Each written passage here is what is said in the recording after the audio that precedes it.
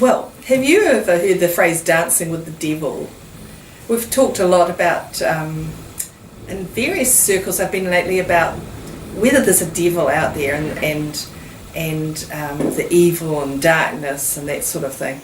And I've got this sort of opinion that I'm not going to go down that path. I don't want to get involved with evil and darkness. And I was brought up with the idea that if there's a devil out there, he's more powerful than me. So the only way I can resist him, that's what's him, is to have the power of Christ on my side. So it's always been really handy to hold on to the power of Christ to fight against the darkness. It means you've got an ally and a backup.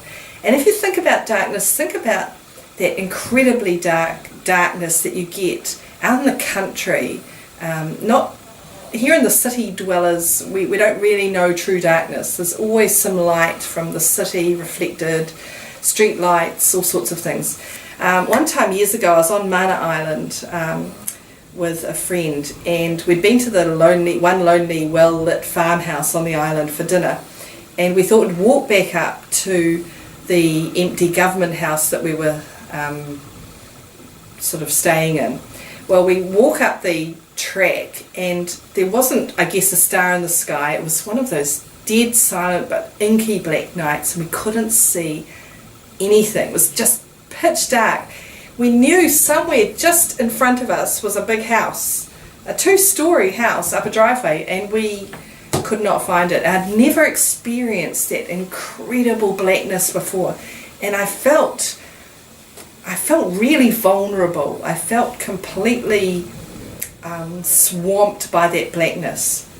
We finally managed to crawl on our hands and knees until we could find the gravelly bit in the farm, sort of in the bank, that meant somewhere up here was a big house just in front of us. It was that dark.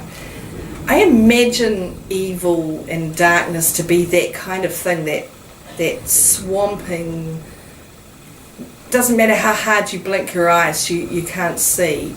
And imagine the joy of bringing light to that. That's what I see the joy of faith in Christ a bit like. That it's like a light that can break through that incredible inky blackness that you can feel like you could swim through because it's so dark. It's something that gives you courage, you know. Suddenly there's a little glimmer of light and you can cope with anything. It's like in the night when things sound really, noises are scary and the tapping of a branch takes on monstrous proportions. In the light, it just doesn't bother you at all.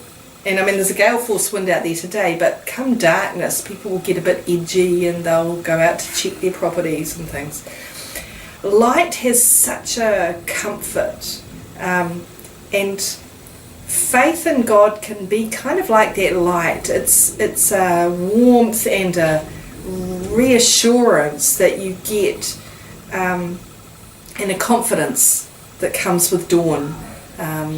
So, you know, I was asked the other day in class, you know, do I believe in the devil?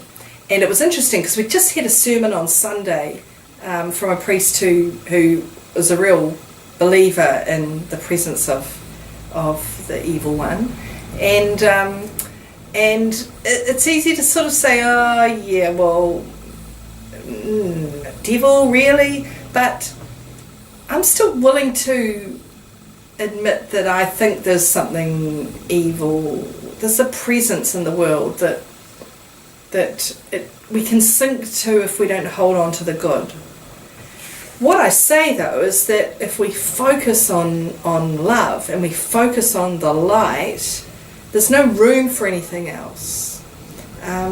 Today, my class, we talked about if there's justice, tika, if people tell the truth, pono, with loving openness, aroha, then everything's right, that we're in right relationship with one another. So if you think about right and light going together, they're the kinds of things that fight the darkness.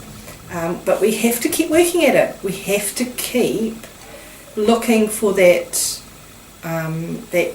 light. I watched a documentary recently on the guinea worm of southern Sudan, and it's like an infected water. It can grow into this metre-long worm, skinny little worm inside you, and it's incredibly painful. Now they're fighting to eradicate it, which is fantastic. People giving up, it seems like, their lives to work and eradicate this revolting, nasty thing.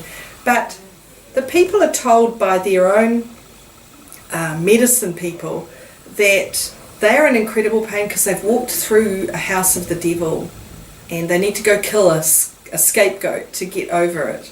Well, there's times when medicine and modern science can give us a better answer, and that is, no, actually you've been infected with a guinea worm and we need to get it out of you.